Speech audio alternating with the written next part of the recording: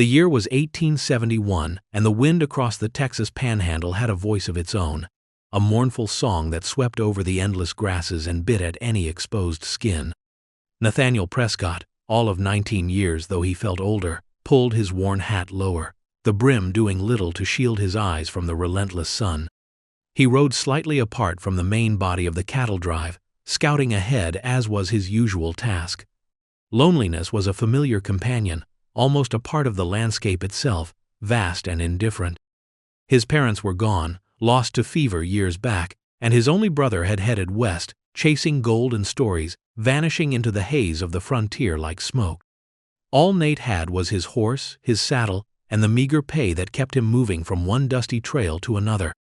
His life was a routine of hard work, scant comfort, and an unspoken ache for something more, something he couldn't quite name. It was a stasis born of necessity, a quiet desperation held in check by the daily demands of survival. He'd been with this outfit for 6 months, pushing a reluctant herd north towards the promise of Kansas railheads. The other hands were a rough bunch, their talk coarse, their tempers quick. Nate kept mostly to himself, his silence often mistaken for aloofness, though it was more a shield against the casual cruelties of men who had little else to offer. He found a strange solace in the open land, in the predictability of the stars at night, even in the omnipresent threat of storm or stampede. It was a hard existence, stripped bare of softness, yet it was the only one he knew. The land itself felt like an extension of his inner state, wide, often empty, beautiful in a stark and unforgiving way. He carried his memories like stones in his pockets, the weight of them a constant, familiar pressure. The air grew heavy that afternoon, the sky taking on a bruised, yellowish hue that promised trouble. The cattle became restless, lowing uneasily. Experienced drovers muttered about hail or worse. Nate had been tracking a small group of strays that had wandered into a series of broken arroyos, his attention fixed on the task. The storm, when it broke, was sudden and violent. Rain lashed down in blinding sheets, turning the dry earth to slick mud. Thunder cracked like artillery, and lightning split the sky, making his horse dusty, shy, and rear. In the chaos, he lost sight of the main herd, the strays scattered, and soon he was utterly disoriented, the familiar landmarks swallowed by the tempest. When the storm finally passed hours later, leaving behind a battered, sodden world, Nate found himself alone, truly alone. The landscape was altered, the ground scoured. He had no clear idea which direction the herd had gone, or even where he was in relation to any known trail. He spent the rest of that day and the next searching, his calls swallowed by the immensity of the plains. His provisions were meager, the sun beat down, turning the wet ground into a steaming oven. Despair, cold and sharp, began to prick at the edges of his resolve. It was on the third morning, as he crested a low rise, weak from hunger and exposure, that his world tilted irrevocably. They seemed to materialize from the land itself, a dozen Kiowa warriors, their painted faces grim, their movements fluid and silent as shadows. Nate's heart hammered against his ribs, a frantic bird trapped in a cage. He had no time to reach for the rifle in its scabbard, no time even to wheel Dusty around. They were on him in an instant, a whirlwind of motion and harsh cries. He was dragged from his horse, his hat knocked away, the sun blinding him. Rough hands bound his wrists, the rawhide biting into his skin. He saw the glint of a knife, the dark, unreadable eyes fixed on him, and a cold certainty washed over him. This was where his trail ended. He expected a swift death, a brutal end to his fear. Instead, he was pulled along, a captive, stumbling behind one of an unyielding warrior's pony. His horse, Dusty, was led away by another. The Kiowa spoke in guttural bursts, their language incomprehensible, their expressions a mixture of contempt and grim satisfaction. Nate, numb with shock and terror, could only register fragments: the sweat-slicked hide of the pony in front of him, the burning of the sun on his unprotected head, the jolting pain in his bound wrists. He thought of his mother's gentle face, his brother's easy laugh, images that twisted in his gut like a knife. He was a piece of property now, less than human in their eyes, a symbol of the encroaching world they fought so fiercely to resist. After what felt like an eternity of rough travel, they reached a temporary camp, a collection of hide lodges nestled in a shallow, cottonwood-lined ravine. The air was thick with the smell of wood smoke, roasting meat, and something else, something wild and unfamiliar. He was shoved to the ground near a smoldering fire, his ankles bound as well. Children, drawn by the commotion, stared at him with wide, curious eyes, their initial boldness quickly replaced by shy retreat when a warrior barked at them. Women paused in their work, their faces impassive, their gazes lingering on him before turning away. He was an object of scrutiny, a dangerous curiosity. A tall, imposing man emerged from the largest lodge, his presence radiating an undeniable authority. His hair was streaked with gray, his face a mask of stern dignity. This, Nate surmised, was the chief, Tohausen. The warriors who had captured him spoke to the chief, their gestures animated, pointing towards Nate.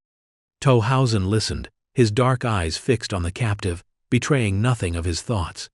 Nate's throat was dry, his body trembling despite the heat. He tried to meet the chief's gaze, to project something, anything other than raw fear, but his courage failed him. He lowered his eyes, waiting for judgment. It was then that he first saw her. She stood slightly behind the chief, partially obscured by the lodge entrance. A young woman, perhaps a year or two younger than himself. Her black hair was neatly braided, adorned with a few simple beads that caught the light. She wore a soft doeskin dress, modestly decorated. Unlike the others whose faces were hard or indifferent, her expression was one of quiet observation, her dark eyes holding a flicker of something he couldn't decipher. Not hatred, not fear, but a deep, unsettling attentiveness. This was Mesa, Tohausen's daughter. She did not speak, did not move closer, but Nate felt her gaze on him, a steady pressure amidst the turmoil of his capture. The initial hours blurred into a nightmarish haze. He was left tied, exposed to the elements and the casual disdain of the camp. Warriors would occasionally prod him with a moccasined foot or utter harsh words he didn't understand, their faces contorted with old anger. One warrior in particular, younger and more overtly aggressive, whom Nate would later learn was named Honyahaka, seemed to take a particular interest in tormenting him, circling him like a predator. His eyes glittering with malice. Nate closed his eyes, trying to retreat into himself, to find some small, untouched core of resilience, but fear was a relentless tide. As darkness fell, the campfires blazed, casting dancing shadows on the lodge skins. The sounds of the Kiowa evening, soft conversations, the cry of a baby, the distant howl of a coyote, were alien and threatening to his ears. He was given no food, no water. Thirst became a torment, his tongue thick, his lips cracked. He drifted in and out of a restless, fearful doze, each awakening a fresh confirmation of his desperate plight. He was a long way from any hope of rescue, a forgotten speck in an immense and hostile land. Sometime deep in the night, when the camp was quiet and most fires had burned down to embers, he became aware of a presence. He tensed, expecting another tormentor. But the movement was stealthy, hesitant. A shadow detached itself from the deeper darkness near one of the lodges. It was Mesa. She moved with a grace that was almost invisible, her feet making no sound on the packed earth. She carried a small gourd. She knelt beside him, her face unreadable in the dim light. Nate's heart pounded. Was this some new form of cruelty? She glanced around quickly, ensuring they were unobserved, then held the gourd to his lips. Water, cool, blessed water.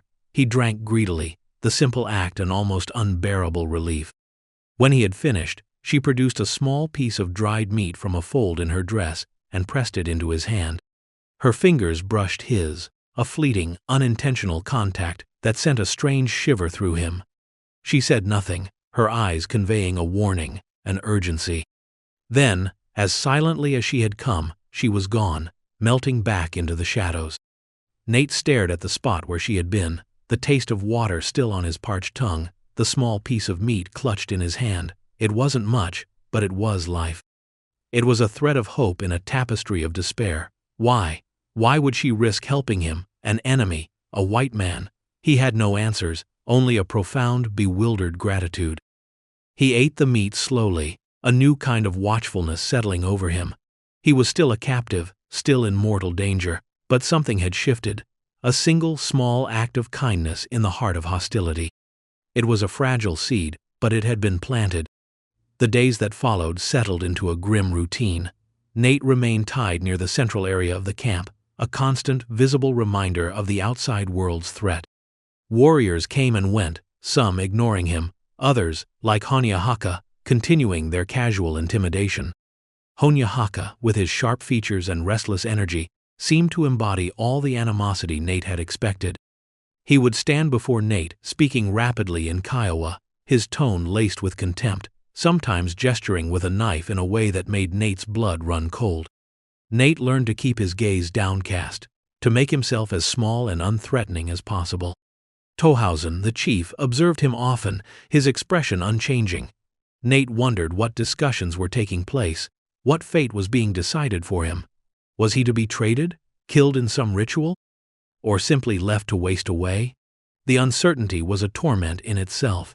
He learned to read the camp's rhythms, the women's work, the children's play, the warriors' preparations for hunts or patrols. He was an outsider, a ghost at their feast, yet he was undeniably present, a problem they had to solve. Mesa continued her secret ministrations. It was never much. A sip of water when no one was looking, a piece of leftover bread or cooked root slipped to him under the cover of dusk or pre-dawn gloom. Sometimes she would simply pass by, and her eyes would meet his for a fleeting second, a silent acknowledgement that was both terrifying and sustaining. He began to anticipate these moments, these small, furtive acts of mercy. He saw the risk she took. If she were discovered, the consequences for her would be severe. Her tribe valued loyalty and solidarity above almost all else. Aiding an enemy, even in such small ways, would be seen as a betrayal. He tried to convey his gratitude through his own eyes, a look of thanks, a plea for continued help. There were no words they could share. The gulf of language and culture was immense, yet in those silent exchanges, something elemental passed between them, a recognition of shared humanity, perhaps. He saw in her face not the hardened features of a warrior, but a softness, a compassion that seemed out of place in this harsh environment and among her seemingly implacable people. He wondered about her life, her thoughts, her reasons. Was it pity, or something else? He knew only that her quiet courage was keeping him alive.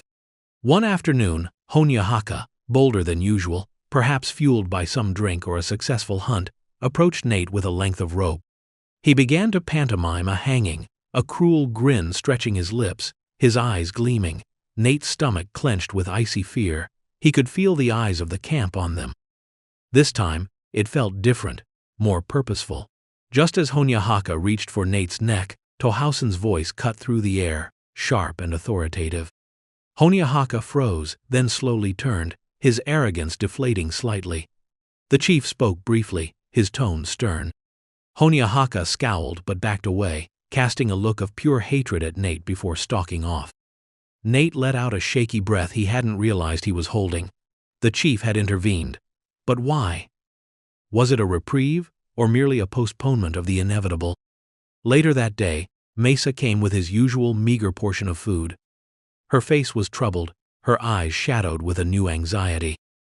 She pressed the food into his hand, her fingers lingering for a moment longer than usual, a silent pressure that communicated her disquiet. He understood. The delicate balance that kept him alive was becoming more precarious.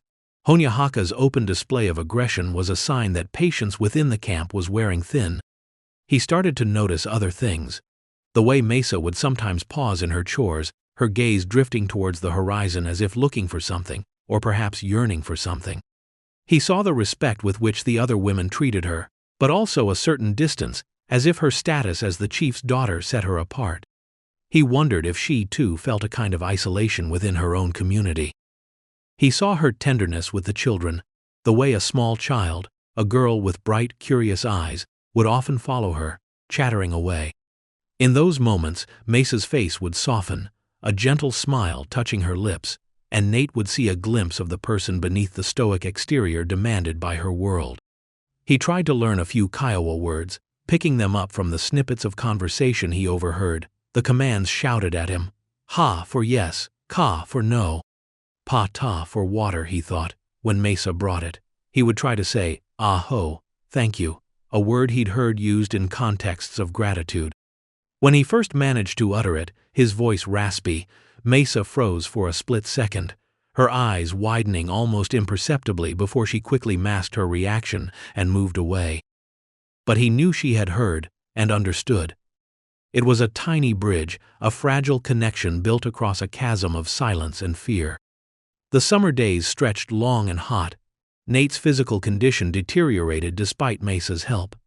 The small amounts of food were not enough to sustain him properly. He grew thinner, weaker. The sun beat down mercilessly.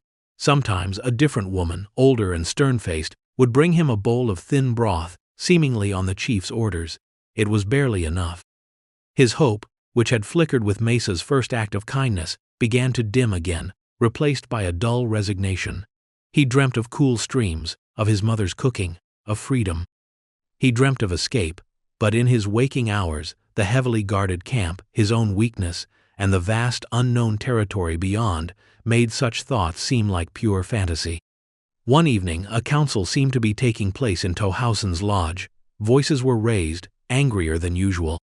Nate could hear Honyahaka's sharp, insistent tones and Tohausen's deeper, more measured responses, though occasionally the chief's voice also rose in what sounded like frustration or command. Nate lay on the hard ground, his heart heavy. He sensed his fate was being debated.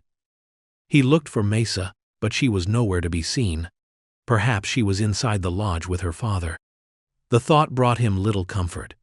What influence could she possibly have against men like Honyahaka, men whose hearts seemed filled with a thirst for vengeance against all white intruders? Later, long after the angry voices had subsided and an uneasy quiet had fallen over the camp, Mesa appeared. She moved more quickly than usual, her customary caution seemingly overridden by a new urgency. She carried a small bundle. When she reached him, she didn't just give him food. She knelt, and with swift, practiced movements, began to work on the rawhide bindings at his ankles with a small, sharp piece of flint she produced from the bundle. Nate stared at her, his mind struggling to comprehend. Was this a trick? Was he being set up for some crueler game? But her face was earnest, her eyes wide with a mixture of fear and determination. She looked up at him, met his gaze directly, and put a finger to her lips, then pointed towards the darkness beyond the camp, in the direction opposite the main entrance and the most vigilant sentries. Escape, she was offering him escape. The realization struck him with the force of a physical blow. Hope, so long suppressed, surged through him, so potent it was almost painful. But with it came a wave of fear, not just for himself, but for her. If she were caught. She finished with his ankles and moved to his wrists. The bindings were tight, chafing his raw skin, but her touch was surprisingly gentle, her movements efficient. He could feel the slight tremor in her hands. She was as frightened as he was. When his hands were free, she pressed the bundle into them, a water skin, a few strips of dried meat, the piece of flint she had used. It was a pitifully small store of supplies for a journey into hostile territory, but it was more than he could have dared to hope for. She whispered a single word, one he hadn't heard before, but her gesture made its meaning clear. Go. She pointed again, more insistently this time, towards the darkest part of the ravine's edge, where the shadows of the cottonwoods were deepest. He hesitated. To leave her to face the consequences of her actions felt like a betrayal of the incredible gift she was giving him. He tried to convey his conflict, his gratitude, his fear for her, all with his eyes, his expression. He reached out, his newly freed hand instinctively wanting to touch her arm, to offer some comfort or thanks, but she flinched back almost imperceptibly, her eyes darting around. The danger was too great. She gave him a small, desperate push. Go now, she urged, this time in a fierce whisper that brooked no argument. He understood. Every second he delayed put her in greater peril. He nodded, a lump in his throat too large for words, even if he had known which ones to use. He clutched the bundle to his chest. He took one last look at her face, trying to memorize every feature in the dim light, the high cheekbones, the steady gaze that had held such compassion, the bravery that humbled him. Then he turned and moved, as silently as he could, towards the shadow she had indicated. Each step was an agony of caution. The ground was uneven, littered with unseen obstacles. His legs were weak from disuse and malnutrition. He could hear the blood pounding in his ears, convinced that every snap of a twig, every rustle of a leaf, would bring the entire camp down upon them. He dared not look back, though the urge to do so, to see if Mesa was safe, was almost overwhelming. He reached the edge of the cottonwoods, the darkness deeper here, offering some concealment. He paused for a moment, listening. The camp behind him was quiet, save for the occasional cough or the sigh of a sleeping dog. He imagined Mesa slipping back to her lodge, her heart racing, praying her actions had gone unnoticed. The weight of her sacrifice pressed down on him. She had risked everything, her standing in the tribe, perhaps her very life, for him, a stranger, an enemy. With renewed determination, fueled by her courage, Nate pushed himself onward. He moved slowly at first, his body stiff and awkward, but gradually, as the distance between him and the Kiowa camp grew, a desperate strength flowed into his limbs. He followed the ravine for as long as he could, using its cover, then struck out across the open prairie, guided by the stars, heading in what he hoped was a southerly direction, back towards the lands where he might find his own people, or at least a familiar landmark. The journey was a blur of exhaustion, fear, and gnawing hunger. The small amount of food Mesa had given him was gone too quickly. The water skin, refilled at a muddy seep, was his most precious possession. He traveled mostly at night, hiding during the day in any cover he could find, a shallow depression, a thicket of brush, a stand of tall grass. He saw signs of native hunting parties several times, smoke in the distance, fresh pony tracks, and each time, his heart leaped into his throat, forcing him to backtrack or make wide detours. The land was beautiful, but it was an enemy. Every shadow a potential threat, every sound a warning. He thought constantly of Mesa. Her face was imprinted on his mind. He replayed her acts of kindness, her quiet defiance, her final, desperate urgency. He wondered what had happened after he left. Had her father, Tohausen, discovered her deed? What was her punishment? The thought that she might be suffering because of him was a fresh torment. He prayed for her safety, a strange new kind of prayer for someone he barely knew, yet to whom he owed his life. He grew weaker, his feet were blistered and bleeding. Delirium began to nip at the edges of his consciousness. He saw mirages, heard voices that weren't there. He stumbled on, driven by a primal instinct to survive, and by the memory of Mesa's courage. He could not let her sacrifice be in vain. He had to make it. After what he guessed was nearly a week, though time had lost all meaning, when he was at the very end of his endurance, subsisting on insects and a few bitter roots, he saw it, a faint dust cloud in the distance. At first, he feared it was another Kiowa party. He tried to hide, but he was too weak to move quickly. As the dust cloud drew nearer, he could make out riders, their forms indistinct in the heat haze. Then, a glint of metal, the shape of cowboy hats. Relief, so profound it was dizzying, washed over him. He tried to stand, to wave, but his legs gave out, and he collapsed onto the parched earth. The riders saw him. They approached cautiously at first, then, recognizing his desperate state, galloped forward. He heard voices, English voices, rough but familiar. Hands lifted him, offered him water from a canteen.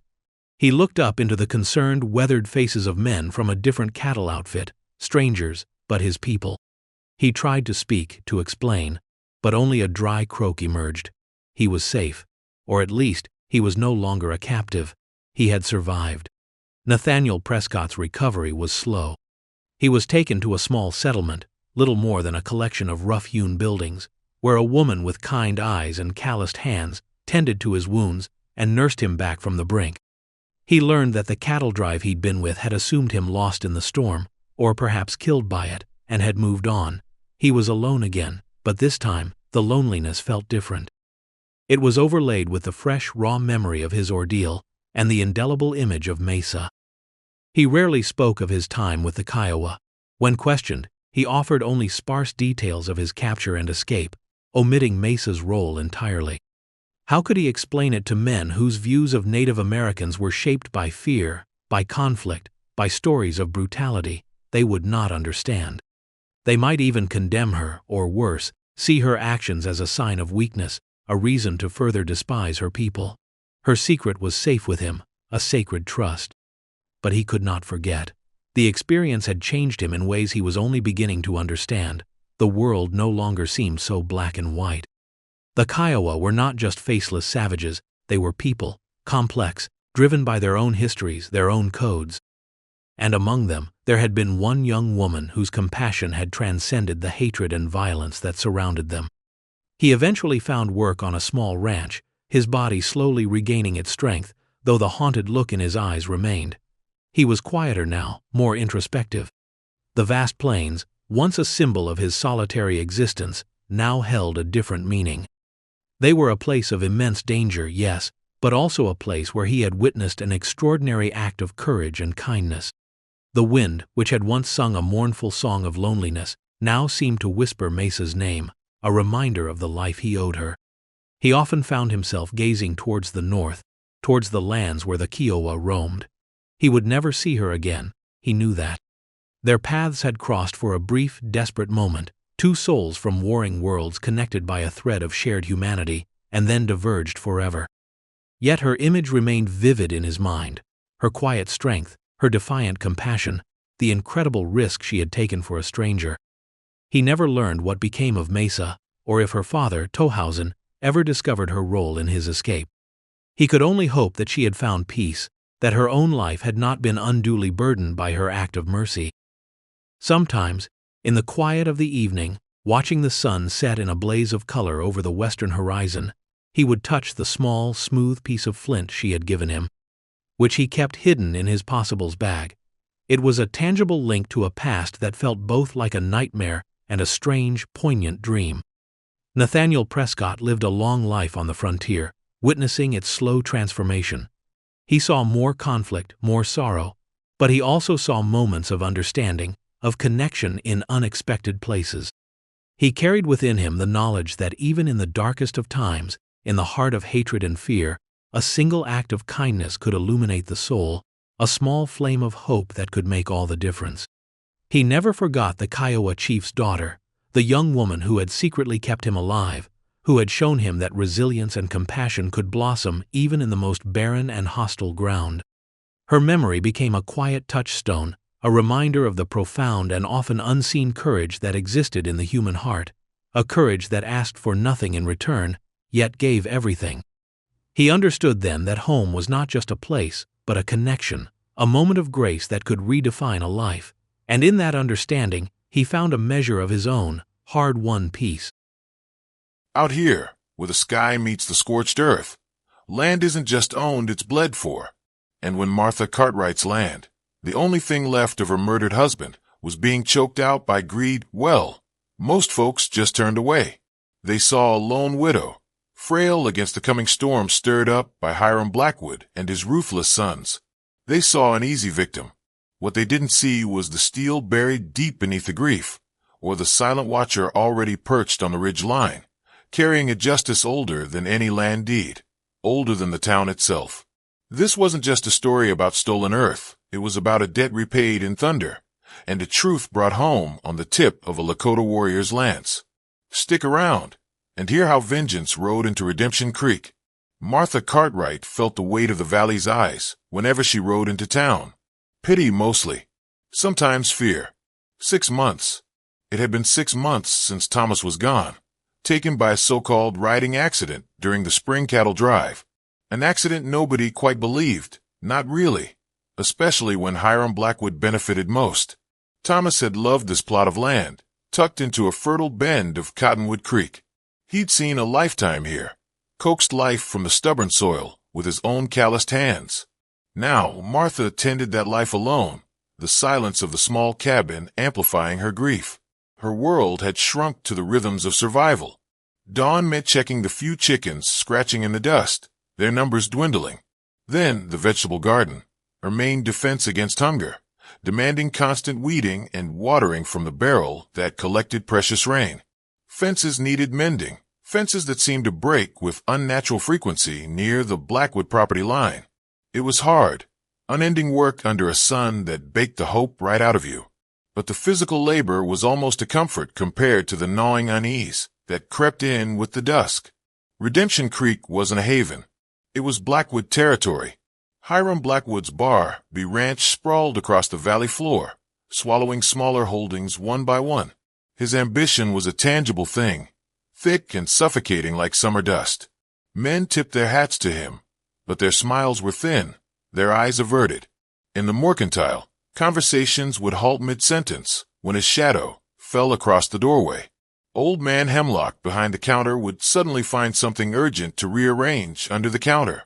Fear had deeper roots here than cottonwood trees. Martha saw it all. Grief hadn't blinded her. If anything, it had sharpened her senses. She moved through her chores with quiet efficiency, but her eyes constantly scanned the horizon, noting the dust plumes of riders, the subtle shifts in the landscape. Sometimes, while kneading dough or patching Thomas's old shirt, her fingers would unconsciously trace the faint, silvery lines on her left wrist, hidden beneath her sleeve. Scars from another life, a harder life, one that had taught her more than planting beans and darning socks. She knew the heft and balance of the Winchester rifle above the mantelpiece, not just as a tool against predators, but as an extension of her own will. She could read the ground like a book. Faint tracks, disturbed stones, the passage of unseen things. She saw Blackwood's riders trespass with impunity, saw the fear bloom in her neighbor's eyes, felt the slow strangulation of the valley spirit. Her quiet life wasn't peaceful. It was a tense, watchful pause, the deep breath before the plunge. The Blackwoods thought her broken. They were dangerously mistaken. It wasn't a matter of if they'd make a direct move for her land, only when, and how ugly it would get. The first move came wrapped in false sympathy. Hiram Blackwood arrived one blistering afternoon, the sun glinting off the silver conchos on his saddle. His sons, Gus and Caleb, positioned themselves like grim bookends, their presence alone a form of intimidation. Gus, lean and mean-eyed, smirked openly. Caleb, hulking and silent, simply stared, his gaze flat and hostile. Hiram swung down, his boots kicking up puffs of the fine red dust that coated everything. He removed his expensive felt hat, revealing a damp, balding scalp, but his eyes were dry and hard as agate. "Martha," he began, his voice attempting a neighborly tone that didn't quite mask the gravel beneath it.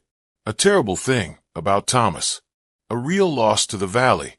Strong back, good worker." He paused, letting the silence stretch, his gaze sweeping over her small, neat cabin, the struggling garden, the patched fences. "This is hard country, Martha. Especially hard for a woman on her own. Too much land, maybe. Too much work." Martha stood on the small porch, her hands clenched at her sides. The worn wood felt solid beneath her feet, the only solid thing in that moment. "I manage, Mr. Blackwood." Her voice was low, steady. Hiram gave a short, barking laugh. "Manage? Child, you're barely holding on. This creek-bottom land, it needs a firm hand. Needs development. Progress. My operation, well, it requires room to grow. This little patch, it interrupts the flow, you understand." Gus spat a stream of tobacco juice near the porch steps. "Yeah, Pa means your little dirt farm is in the way. An eyesore blocking the Barbee's view." Caleb shifted his weight, the leather of his gun belt creaking ominously.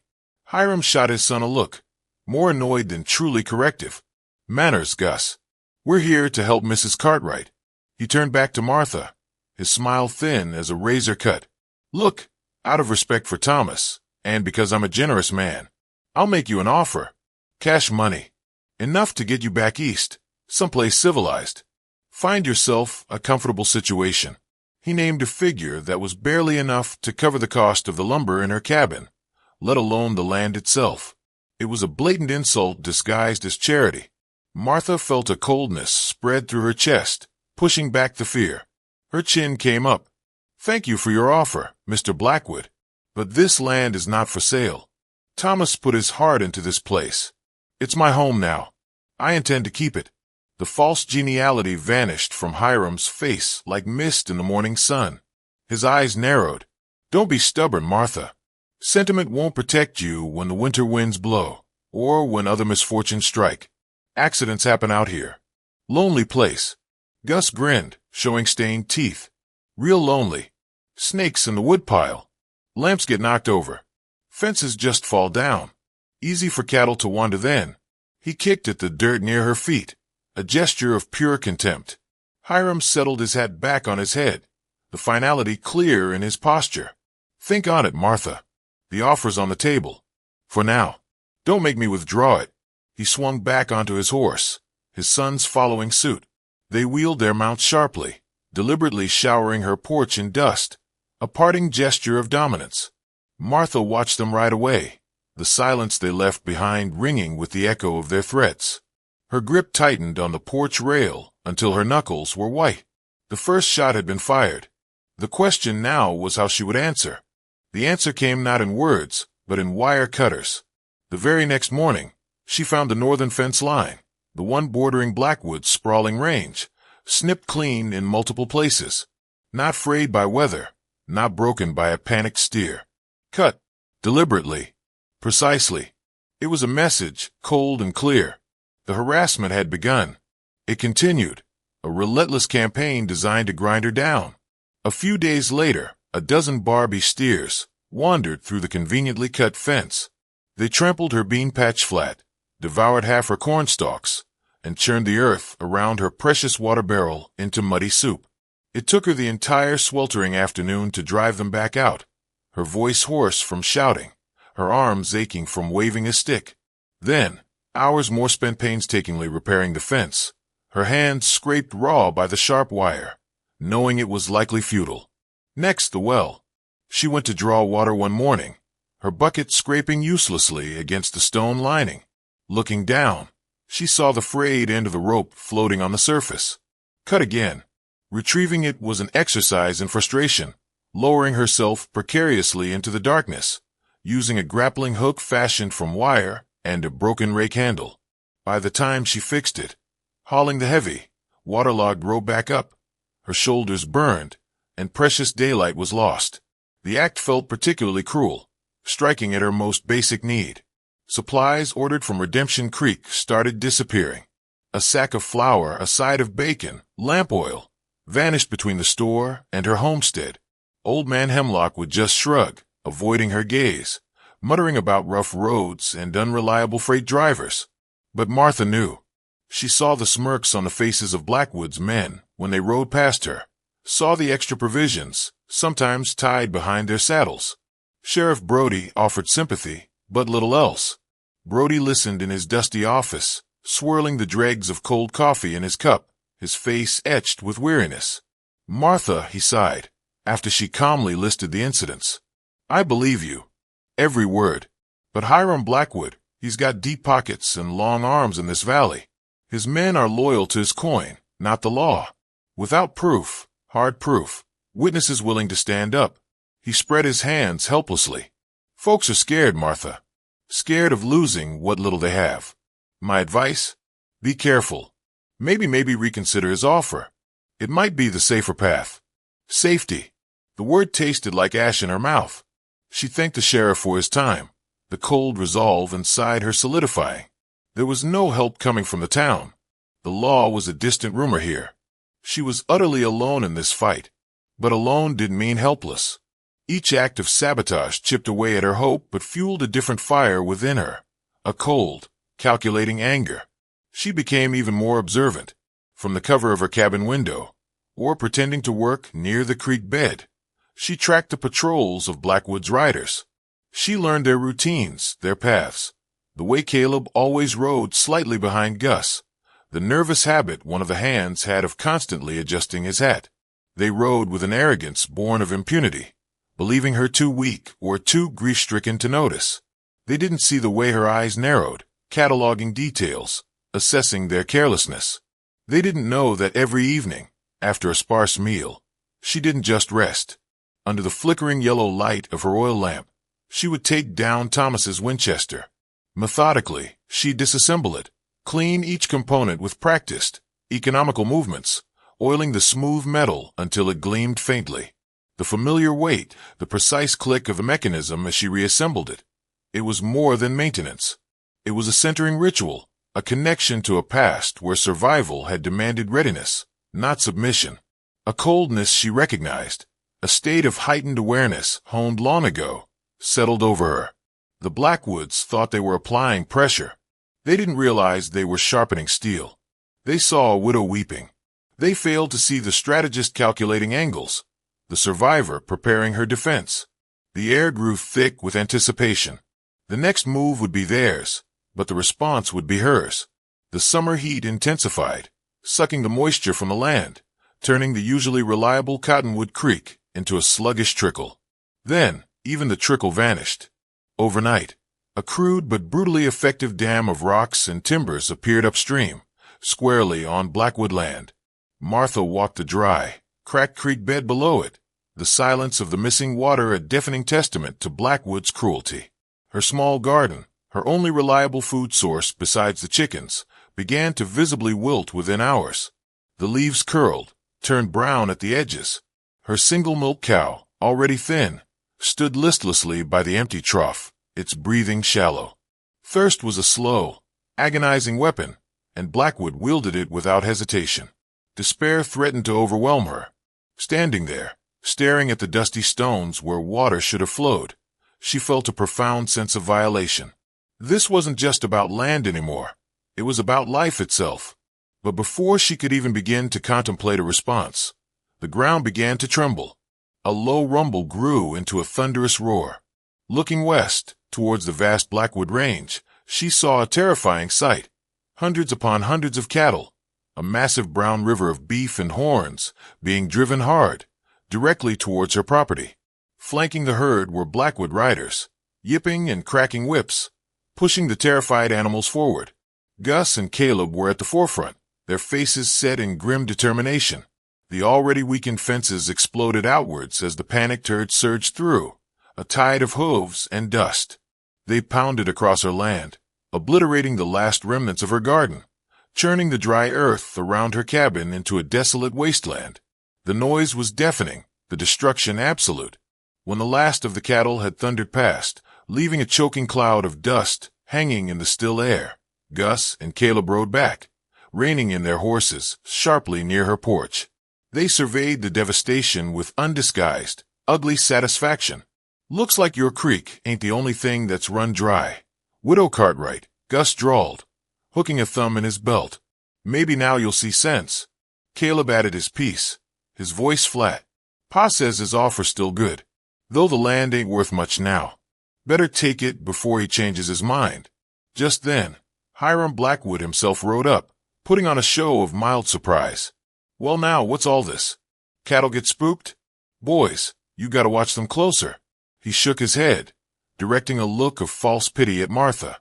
"See, Martha? Like I told you, it's too much. Too unpredictable out here for a woman alone." He paused, letting her absorb the ruin surrounding her.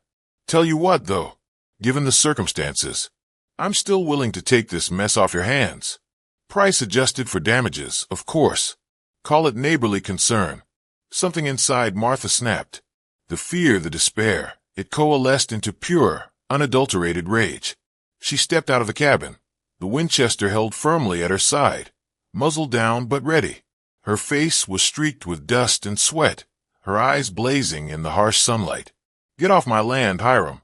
Her voice was low, dangerously quiet, vibrating with intensity. "All of you. Get off. Now." Hiram's feigned concern evaporated. His face hardened into malice.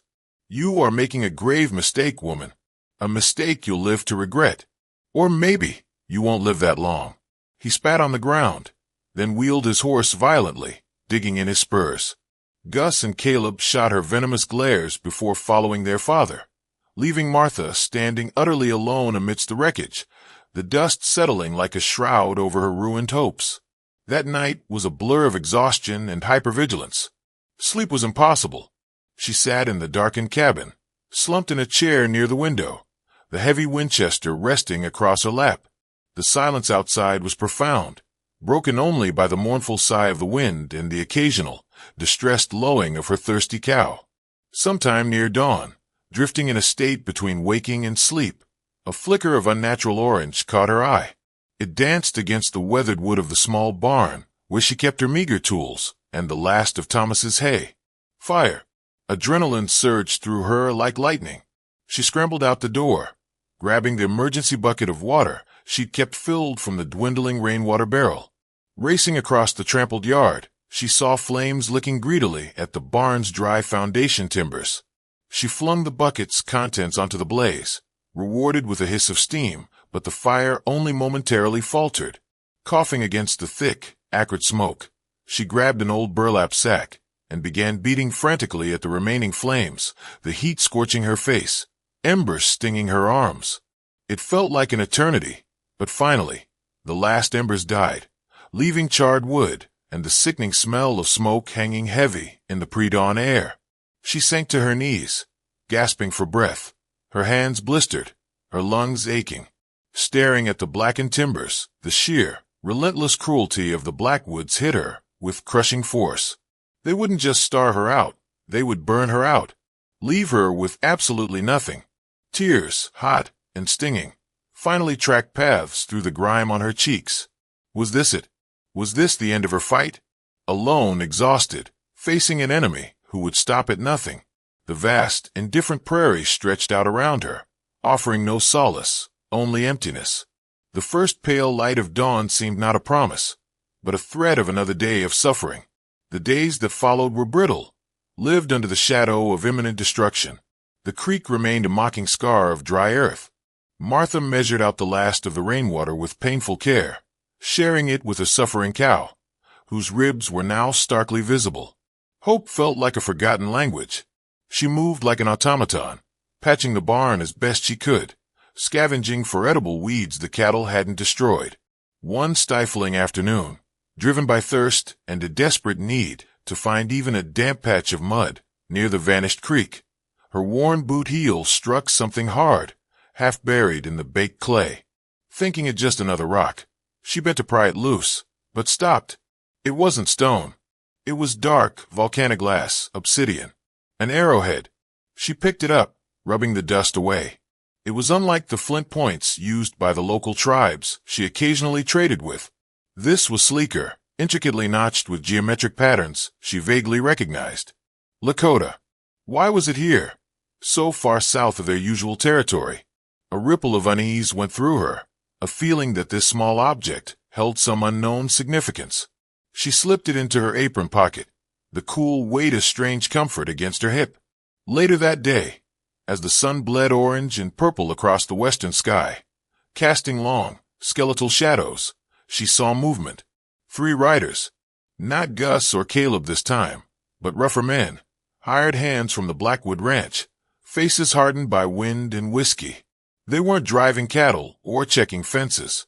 They rode directly towards her cabin, their purpose radiating menace. Her hand tightened on the doorframe, her knuckles white. The Winchester was just inside, leaning against the wall, loaded. But before the riders could cross onto her property, another figure emerged, appearing as if from the very rock and air on the ridge opposite her cabin. A lone horseman, silhouetted sharply against the dying light. Even at this distance, the outline was unmistakable. A Native American warrior, poised and still upon a pinto pony. Buckskins, a scattering of feathers in his dark hair, a long lance held upright beside him, its tip catching the last rays of the sun. He didn't move, didn't shift. He simply sat, an embodiment of watchful stillness, radiating an aura of calm, undeniable power. The Blackwood riders saw him too. They hauled their horses to a sudden stop, their confident approach dissolving into nervous uncertainty. They exchanged uneasy glances, muttering amongst themselves, casting furtive looks up at the silent figure on the ridge.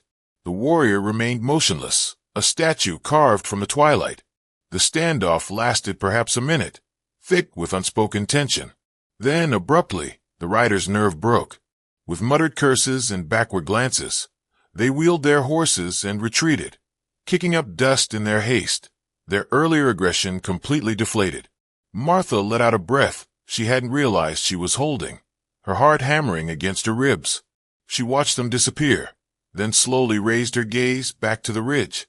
The warrior was still there, a solitary guardian against the deepening shadows. Who was he? Why had he intervened? Was he friend or foe?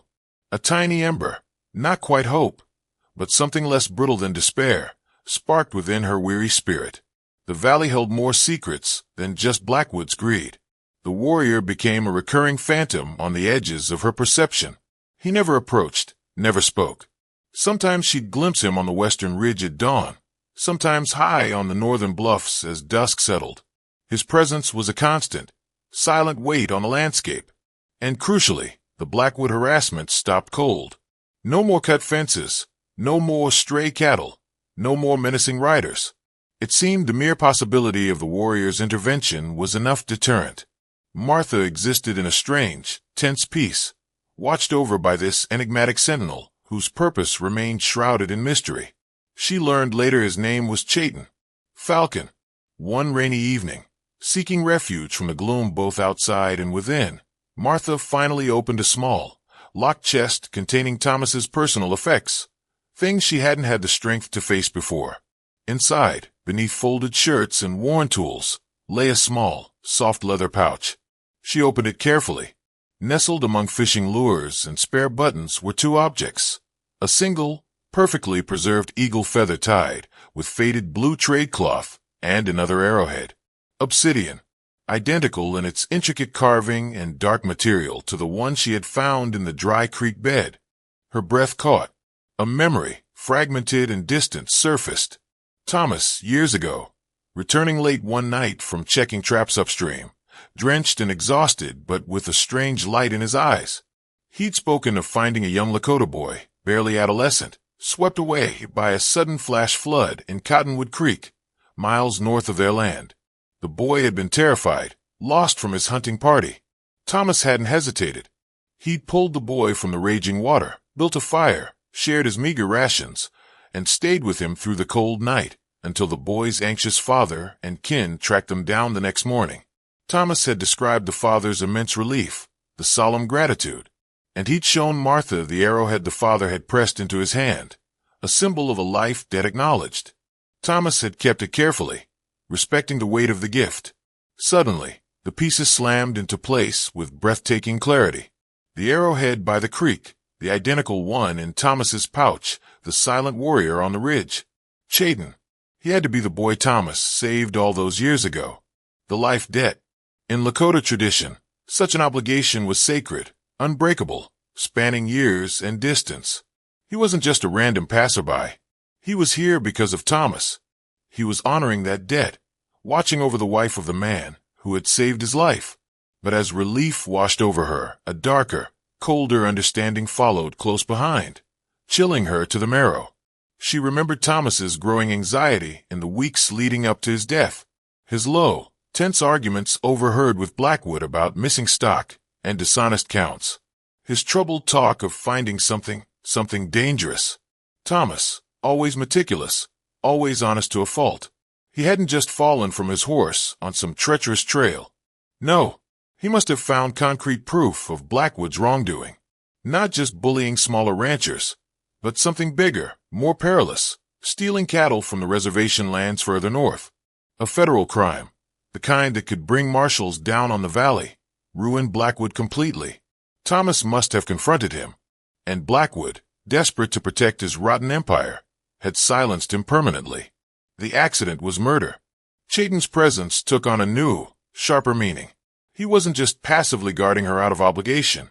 He was likely investigating, observing, gathering his own proof against the man who had not only threatened the widow of his savior, but had likely murdered him as well. The silent falcon on the ridge wasn't just a protector. He was an avenger, patiently waiting for the opportune moment to strike. This was far bigger than her small plot of land.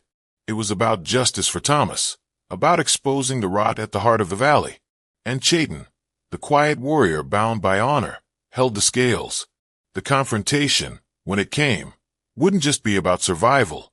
It would be about reckoning. Hiram Blackwood's patience, never his strong suit, had frayed beyond repair. This silent, watchful Lakota was an intolerable obstacle. Chayton's mere presence unnerved his men, halted his campaign against the widow Cartwright, and represented a challenge to his absolute control over the valley. Worse, the warrior's stillness felt like judgment. Blackwood's festering anger finally reached its boiling point. Enough was enough. He would end the stalemate, decisively and brutally. He summoned Gus and Caleb, along with a dozen of his most hardened ranch hands. Men who followed orders without question, their loyalty bought and paid for. Under the cold glare of the moon, torches were soaked in oil, rifles checked and loaded. "We're finishing this tonight," Blackwood ground out, his voice thick with suppressed fury. "Burn her out. Drive her off that land for good. Make an example. And if that damned Indian interferes—" His eyes were chips of ice. "Deal with him too. Permanently." The posse rode out, a dark knot of menace moving across the moonlit plains towards Martha's isolated cabin. The night air was unnaturally still, heavy with anticipation. Inside the cabin, a single lamp cast a warm, defiant glow. Martha stood near the window, the Winchester heavy in her hands. She had heard them coming, the faint drumming of hooves growing steadily louder. Fear coiled tight in her belly, cold and sharp, but beneath it lay a bedrock of resolve forged in hardship and loss. She would not run. This was her ground. But just as the riders approached the broken line of her fence, preparing to surge forward, a figure detached itself from the deep shadows cloaking the western ridge. Chayton, mounted on his pinto, he rode down the slope, not with the haste of fear, but with a slow, deliberate dignity that commanded attention. He carried no rifle. Instead, his feathered lance was held upright, its obsidian point seeming to gather the moonlight. He maneuvered his pony directly into the path of Blackwood's advancing men and planted the butt of the lance firmly into the dry, cracked earth. A silent, unyielding declaration. Blackwood's riders faltered, pulling up short, horses shifting nervously. Confusion and a superstitious unease rippled through their ranks. Who was this lone warrior who dared to stand against a dozen armed men? Blackwood, enraged by the audacity, spurred his horse forward, halting just yards from Chayton. "Get out of the way, Indian," he snarled, his voice cutting through the tense silence. "This is white man's business. It doesn't concern you." Chayton did not flinch. His voice, when he finally spoke, was low, resonant, carrying the authority of the wind across the plains. "It concerns me, Hiram Blackwood." The use of the full name was deliberate, a direct challenge. "It concerns the honor of the Lakota people. The Lakota whose cattle you have been stealing for years, rebranding them, driving them south to sell as your own." A collective intake of breath from the riders. Stunned silence, then uneasy murmurs. Stealing from the reservation? That was federal territory. Dangerous business, far beyond harassing a widow. Blackwood's face mottled with shock and fury. "Lies. Filthy lies. You have no proof." "Proof." Chayton's gaze swept over the nervous men, then settled back on Blackwood, pinning him like an insect. "I have the word of Lakota hunters, who tracked their stolen calves onto your range. I have the testimony of traders in Dodge City who bought cattle with altered brands from your men, asking no questions." His voice remained calm, factual, each word landing like a stone. "And I have the truth of how Thomas Cartwright died." He described the location of Thomas's accident, miles off any logical trail, in treacherous terrain Blackwood's men usually avoided. He spoke of the injury, not consistent with a simple fall, more like the result of a violent shove. He mentioned the tracks found near the site, tracks matching Blackwood's distinctive horseshoe prints. Prince Thomas himself had commented on seeing near stolen stock just days before his death. He spoke of Thomas finding a hidden ledger, detailing the illicit cattle sales. "He found your secret book, didn't he, Blackwood?" Chayton's voice dropped, becoming colder, sharper. "The book that proved everything. He confronted you about it, threatened to expose you. So you took him to that ridge, and you pushed him. You murdered him to protect your stolen riches." Blackwood began to bluster, his face contorted, denying everything, calling Chayton a liar, a savage. "It's his word against mine. Nobody will believe." But his denial rang hollow. Doubt was a visible contagion among his hired hands. They looked from Blackwood's increasingly desperate face to the implacable warrior, then towards the lamplit window where the widow stood watching. Hanging for murder or facing federal marshals over stolen Indian cattle wasn't part of their pay. One by one, then in pairs, men began subtly reining their horses back, disengaging, melting into the shadows. Gus and Caleb looked wildly at their father, their usual arrogance dissolving into raw fear. At that critical moment, more riders appeared, carrying lanterns that cut through the gloom. Sheriff Brody, looking grim but resolute, flanked by two townsmen he'd hastily deputized. Someone had ridden for help, perhaps Hemlock, Perhaps another neighbor finally finding their courage. Brody rode into the tense circle of light, taking in the scene Blackwood, the warrior, the scattering gunman, the widow with her rifle. He had clearly overheard Chayton's final, damning accusations. "Hiram," Brody said, his voice regaining a measure of authority long absent. "These are grave charges. Murder. Theft of reservation stock. That's federal jurisdiction." Chayton inclined his head towards the sheriff. "The proof of the cattle theft is documented. Ask him where Thomas Cartwright kept his private ledger, the one that vanished after his death." Cornered, sweating, his support dissolving around him, Hiram Blackwood seemed to shrink in his saddle. The fight went out of him, replaced by a terrified understanding of his doom. "Arrest him, Sheriff," Martha called out then, her voice ringing clear and strong across the clearing, steadying the Winchester in her hands. "Arrest them all. For what they did to Thomas. For everything." Seeing the balance irrevocably tipped, Sheriff Brody drew his service revolver. "Hiram Blackwood, Gus Blackwood, Caleb Blackwood, by the authority vested in me by this territory, you are under arrest. Suspicion of murder, cattle rustling." The remaining few hired hands spurred their horses and vanished into the night. Gus and Caleb submitted numbly as Brody's deputies disarmed them. Hiram Blackwood stared blankly ahead as the sheriff took his pistol, his empire built on fear and greed collapsing around him in the moonlight. Justice, unexpected and fierce, had finally been served. Martha lowered her rifle slowly, a profound wave of exhaustion and relief washing over her. Across the space, her eyes met Chayton's. He gave a single, solemn nod. The debt was honored, the balance restored. Music swells. Theme becomes more hopeful, resolved. The arrest of the Blackwoods sent shockwaves through the valley. With Hiram and his sons facing territorial justice for murder and federal charges for the reservation cattle theft, charges solidified by evidence Chayton discreetly passed to the arriving marshals before melting back into the plains as silently as he'd appeared. Their grip on Redemption Creek shattered. Neighbor helped neighbor dismantle the illegal dam, and the clear, cool water of Cottonwood Creek sang once more as it flowed onto Martha Cartwright's thirsty land. The town breathed easier. The oppressive weight of the Blackwood rain lifted. Fear slowly gave way to a cautious optimism. Stories of the silent Lakota warrior, Chayton, the Falcon, became legend, whispered around campfires, recounted in the saloon. A reminder that courage could bloom in desolate places, and justice sometimes wore buckskin and carried a lance. Martha rebuilt. Slowly, steadily, she coaxed life back into her soil, her spirit mending alongside her fences. The physical and emotional scars remained, reminders of the fire she had walked through, but they were marks of survival, not defeat. She worked her land with a quiet determination, her connection to it forged in struggle and sealed in resilience. The cabin stood firm, the garden thrived. Sometimes, particularly after a strong prairie wind had swept through, she would find a single, perfect hawk feather lying inexplicably on her porch step, a silent message across the distance. She remained a woman of few words, her eyes holding the wisdom of hard-won experience. But she was no longer just a grieving widow.